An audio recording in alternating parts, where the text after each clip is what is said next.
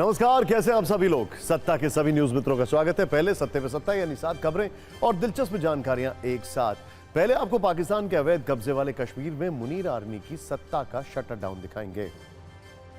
कैसे पीओके के रावलकोट, मीरपुर और मुजफ्फराबाद में एक ऐसी आग फैल रही है जिसमें शाहबाज के सपने जल रहे हैं। पीओके में शुरू हुई सबसे बड़ी बगावत पर वीडियो गूंजी तैयार है। फिर पाकिस्तान का सरेंडर 4.0 दिखाएंगे।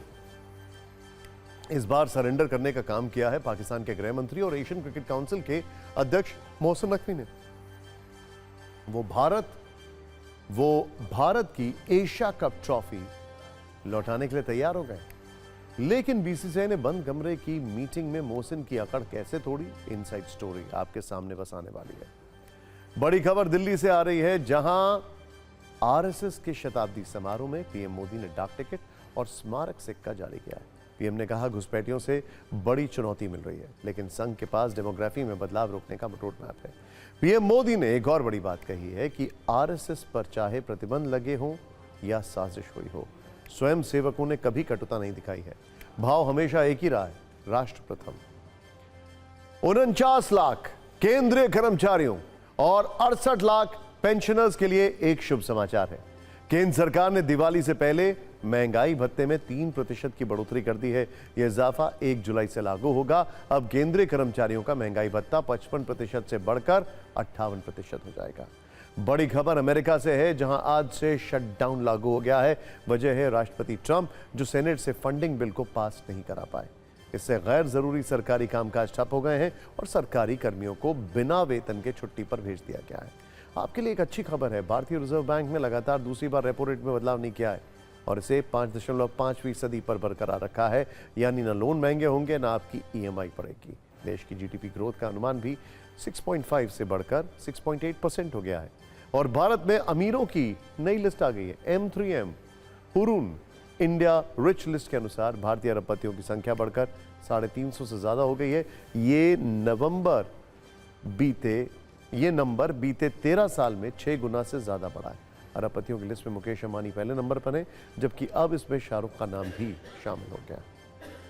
सत्ता में सबसे पहले बात करते हैं पाकिस्तान के सत्ताधीश शाहबाज शरीफ और असीम मुनीर की सबसे बड़ी चिंता की, सबसे बड़ी चेतावनी की, सबसे बड़ी मुसीबत की, जिसके सबूत पाकिस्तान के अवैध कब्जे वाले कश्मीर से आए हैं। यह तस्वीर पीओके में सत्ता विरोधी प्रदर्शन की है।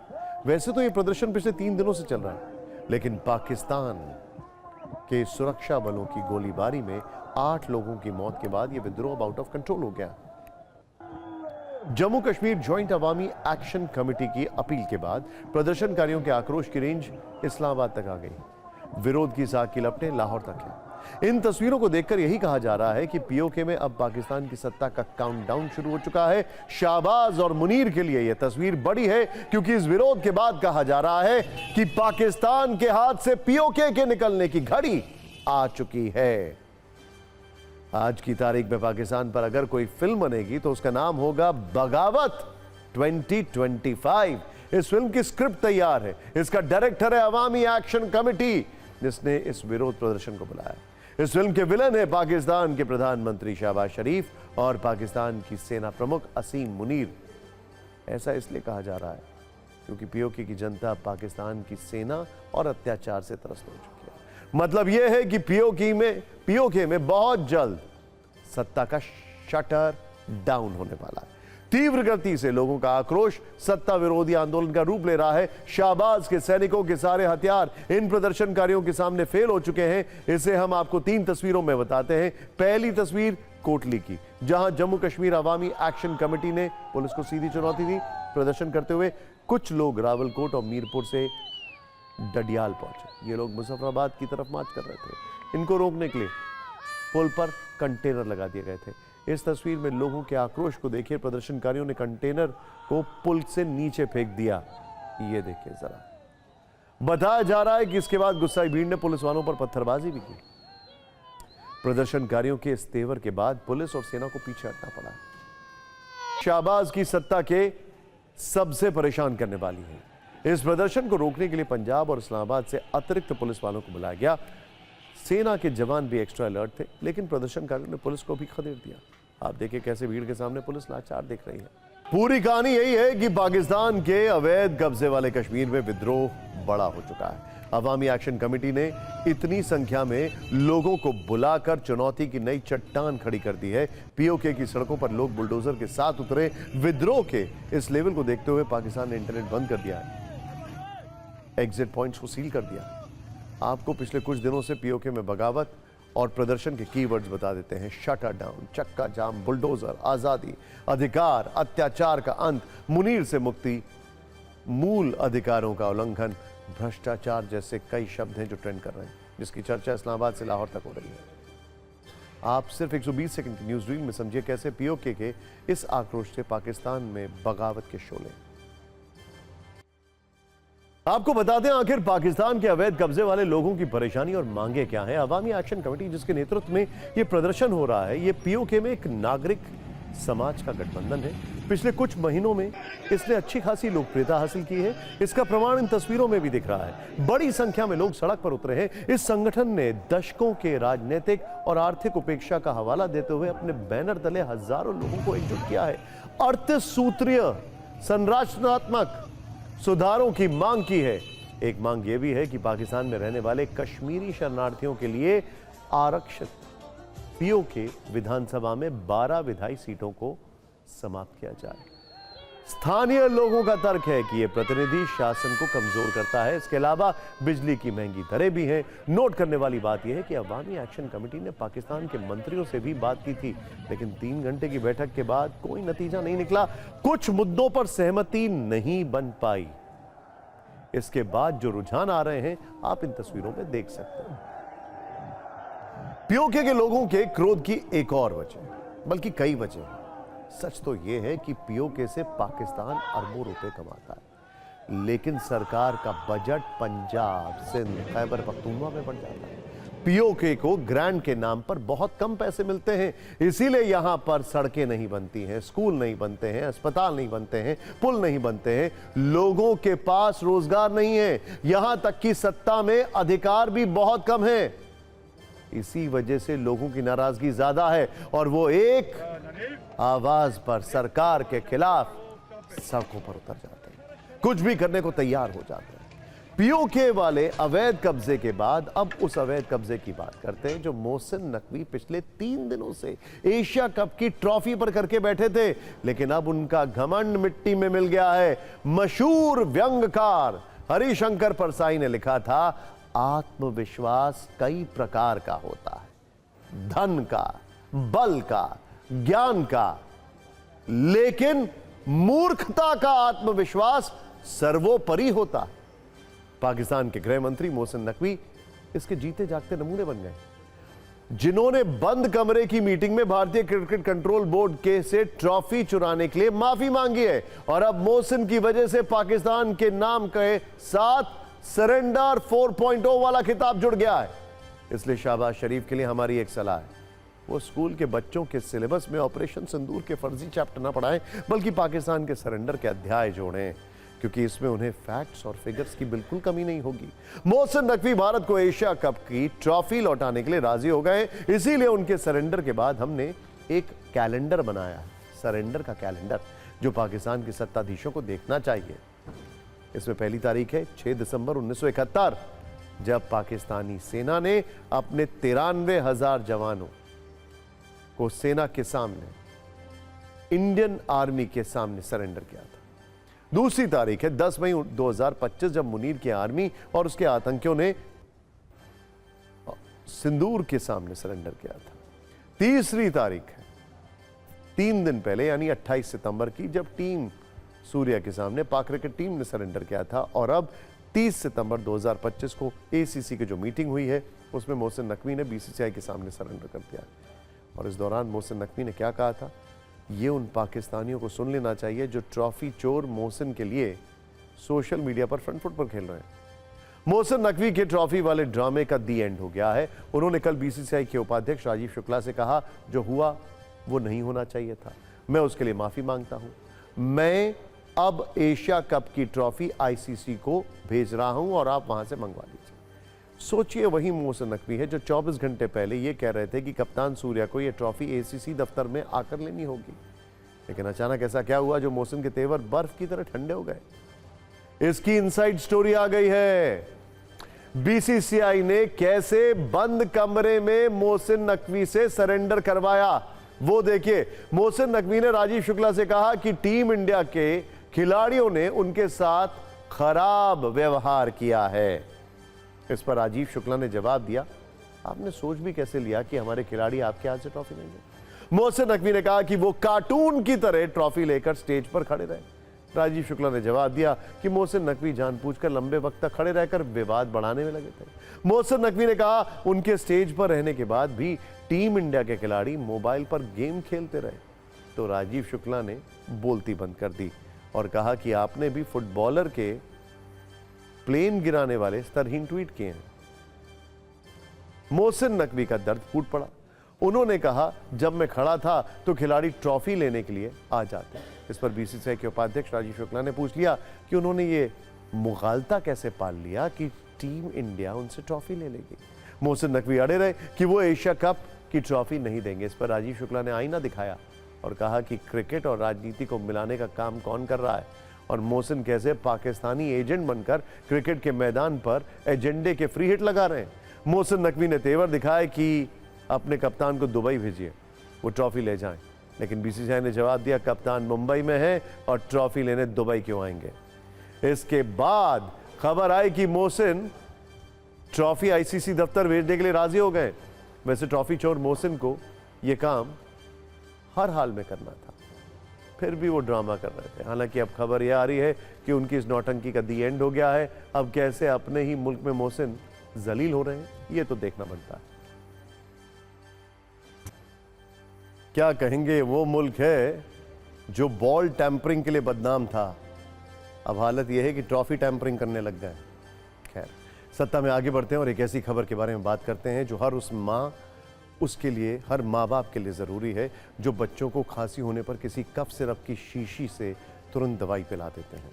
अगर आप भी ऐसा करते हैं तो 2 चम्मच कफ सिरप वाले बड़े खतरे का ऐलान आपको देखना चाहिए, सुनना चाहिए, क्योंकि खांसी के इलाज के लिए किसी भी कफ सिरप पर आंख मूंद कर भरोसा करना महंगा पड़ सकता है।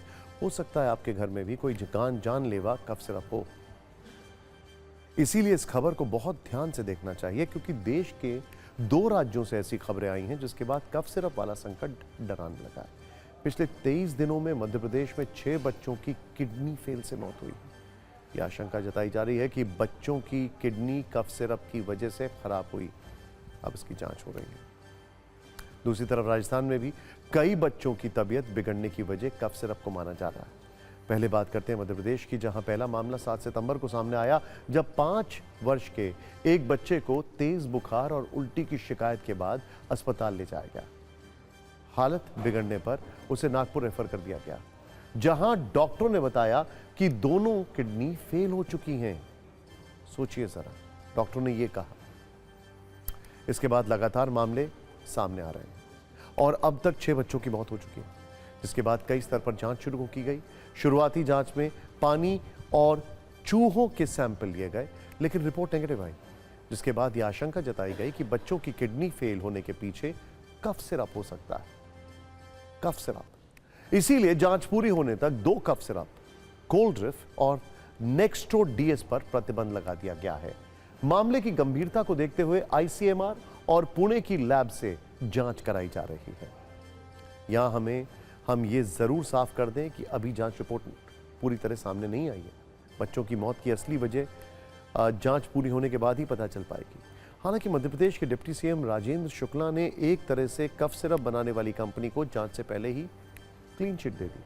कहा कि बच्चों की मौत के लिए कफ सिरप को जिम्मेदार मानना निराधार है, जिसके बाद इस मुद्दे पर राजनीतिक कलेश भी बढ़ता जा रहा है।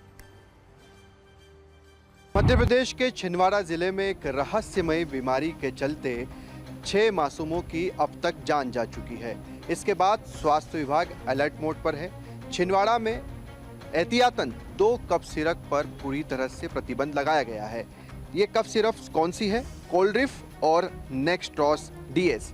बैन उस मैन्युफैक्चरिंग कंपनी के प्रोडक्ट को बैन कर सकते हैं, तो उसके लिए बिल्कुल हम लोग जांच करवा के उसको अभी सेल रुकवा देंगे। उसकी बस हल्का बुखार आया था और सर में दर्द था और पेट में दर्द था, हल्का ही था, ज़्यादा फीवर भी नहीं था उसको।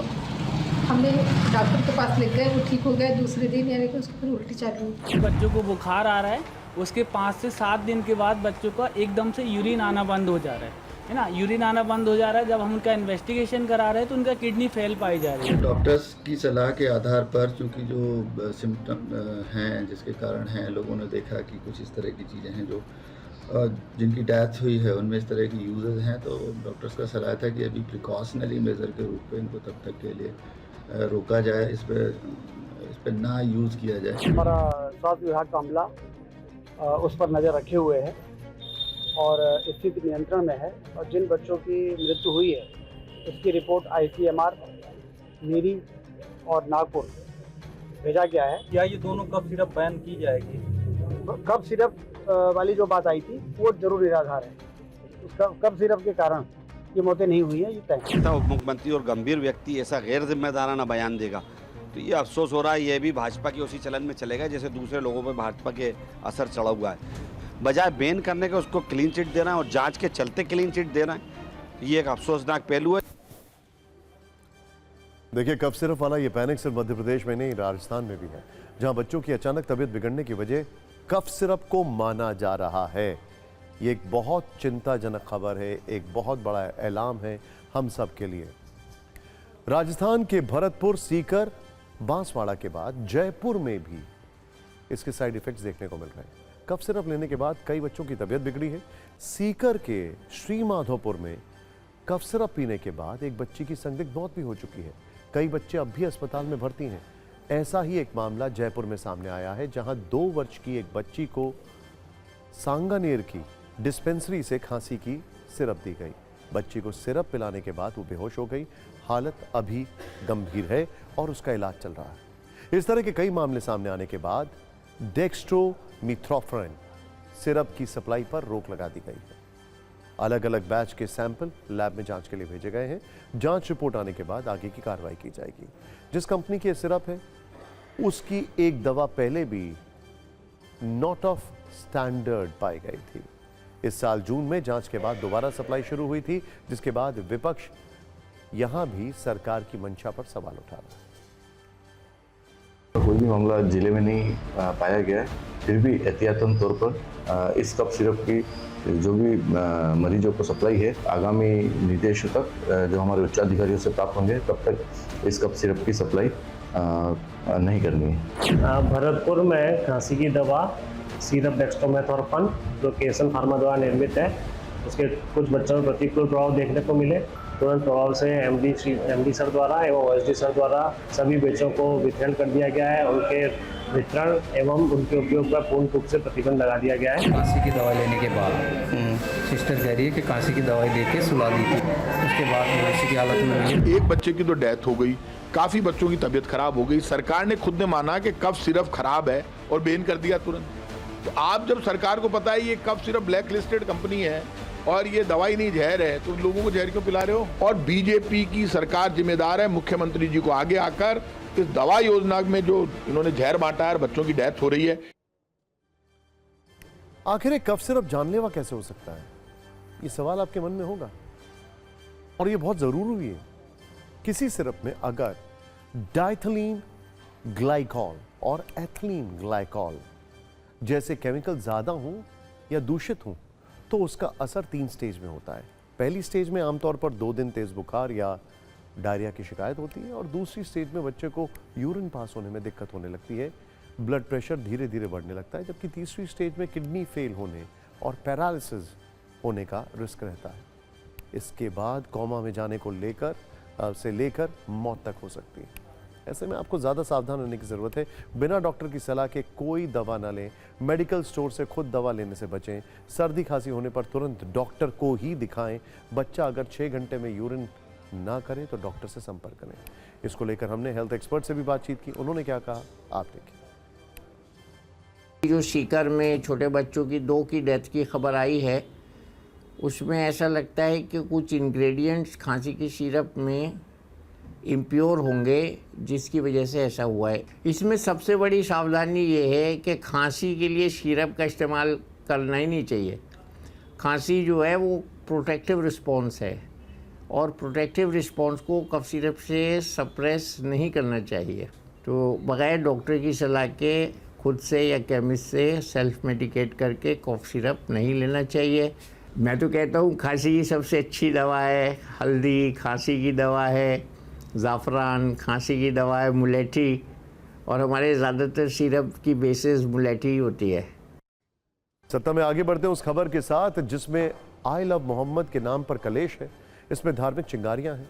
वैसे तो आप पिछले कई दिनों से इस पर हो रही राजनीति को देख रहे हैं, नारेबाजी और बयानबाजी से भी आप अच्छी तरीके से अवगत होंगे, लेकिन अब इस संघर्ष का नया विस्तार हुआ है। मुंबई में गाड़ियों में आई लव मोहम्मद वाले स्टिकर लगाए जा रहे हैं, इसकी तस्वीर भी हम आपको दिखा रहे हैं। आई लव मोहम्मद वाले स्टिकर की कहानी को और विस्तार से समझिए। कुछ इस तरह से लोग मुहिम चला रहे हैं, ध्यान से देखिएगा। इधर देखिए, कुछ इस तरह से गाड़ियों पर स्टिकर लगाए जा रहे हैं और इस पर लिखा जा रहा है आई लव मोहम्मद। मुंबई के कई इलाकों पर गाड़ियों पर आई लव मोहम्मद नाम के स्टिकर लगाने की मुहिम शुरू हो चुकी है। सांता क्रूज में ऐसे कई लोग हैं जो अपनी गाड़ी पर इसी तरह के स्टिकर लगवा चुके हैं। उनका कहना है अभी ये ट्रेंड चल रहा है। स्टिकर बनाने वाले लोगों का भी कहना है कि इसकी डिमांड पिछले कुछ दिनों में काफ़ी बढ़ गई है।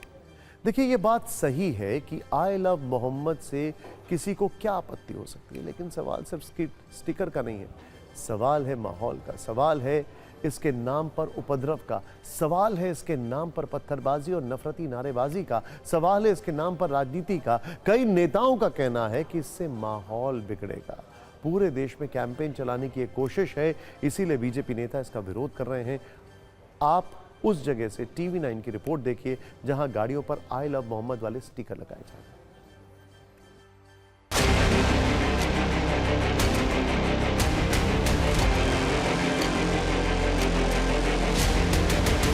देखिए, देश की आर्थिक राजधानी मुंबई में भी कई मुस्लिम बहुमूल्य इलाके में भी आई लव मोहम्मद के जो स्टिकर आप इस वक्त देखिए तस्वीरों में, ये शख्स यहाँ पर पहुंचे हुए हैं और अपनी गाड़ी पर आई लव मोहम्मद के जो स्टिकर हैं वो यहाँ पर लगाते हुए दिखाई दे रहे हैं। आप देखिए इस वक्त तस्वीरों में कि ये जो आई लव मोहम्मद का जो स्टिकर है, जो आप देखिए यहाँ पर ये चिपकवाते यहाँ पे स्टिकर जो है वो लगवा रहे हैं। और ये देखिए कैसे कि किस तरीके से अब अलग अलग इलाकों में इसी तरीके की जो आई लव मोहम्मद का जो स्टिकर है वो यहाँ पर लगाते हुए आपको दिखाएंगे तस्वीरों पे। तमाम जो वाहन हैं उस पर इसी तरीके के स्टिकर आपको आज मुंबई की सड़कों पर अब दिखना धीरे धीरे शुरू हो चुका है।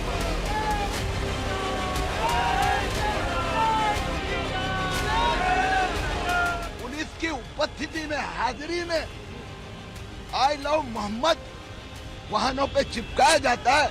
मैं उन लोगों को चैलेंज करता हूँ, हिम्मत है ना तो जो हाईवे पर जो जहाँ इनकी दुकान है उसके ऊपर लगाए बड़े जोर में आई लव मोहम्मद, तो कोर्ट में जाते हैं, वहां पर लगा जाए हिंदू प्योर वेज होटल, और यहाँ पर सभी के रिक्शा पे ऊपर, मोटरसाइकिल के ऊपर। मैं पुलिस से पूछना चाहूंगा इनको गिरफ्तार क्यों नहीं किया। जब किसी चीज़ का माहौल बनता है तो उसका ट्रेंड आता है, तो इसी तरह आई लव मोहम्मद का जब माहौल बना तो लोगों में ये हुआ कि नहीं यार मुझे भी मोहम्मद के लिए कुछ करना चाहिए, इसीलिए मैं भी स्टिकर ये मोहम्मद। और कितने लोग आपके परिचित जो इस तरह से स्टिकर लगा रहे हैं कि आपके जान पहचान में सब लोग लगा रहे हैं? अभी तो मैंने तो इक्का दुक्का लोगों को ये देखा हूँ, और हो सके धीरे धीरे सब ये लगा हुए। लेकिन कुछ दिनों में सबसे ज़्यादा कौन सा स्टिकर ज़्यादा डिमांड हो रहा है? आई लव यू मोहम्मद लगाए हम लोग। मैं ज़्यादा 10-15 गाड़ी में मैं आई लव यू मोहम्मद लगा रहा हूँ।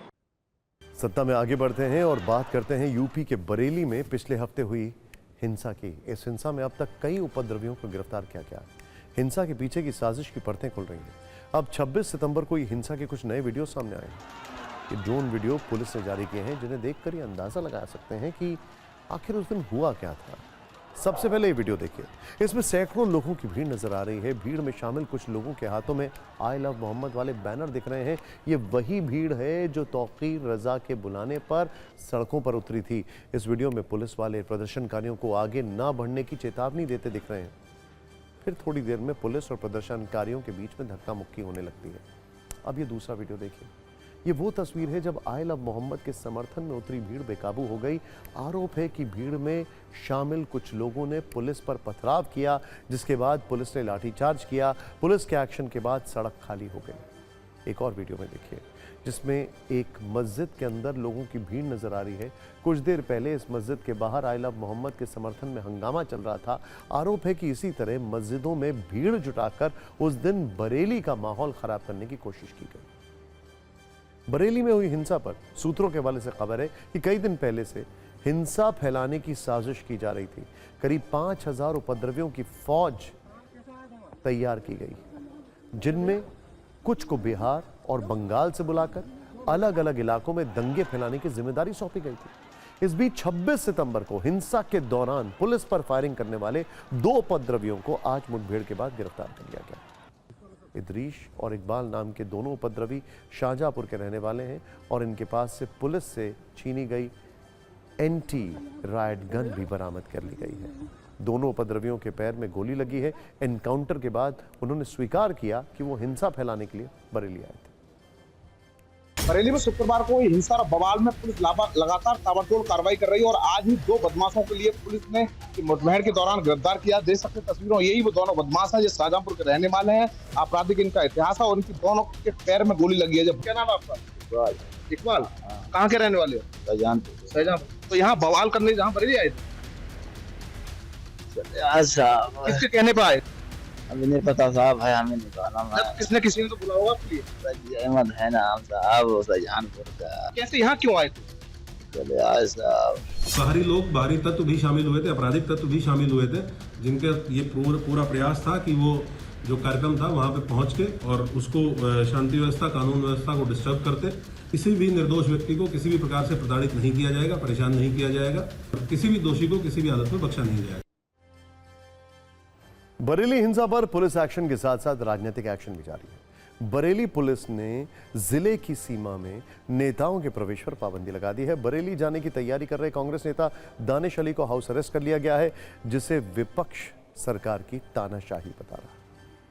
टारगेट किसी को नहीं, लेकिन अपराधी को कोई तवज्जो नहीं।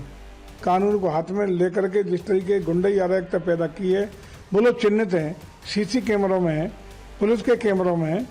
उन्हीं लोगों को जिन्होंने अपराध किया है सरकार कार्रवाई कर रही है। और अगर आपको मालूम है कि यहाँ विवाद हो सकता है, आपके पास इनपुट होना, आपकी आईबी है, आपकी LIO है, सारी इतने सिस्टम बना रखा है आपने, किस लिए बना रखा है?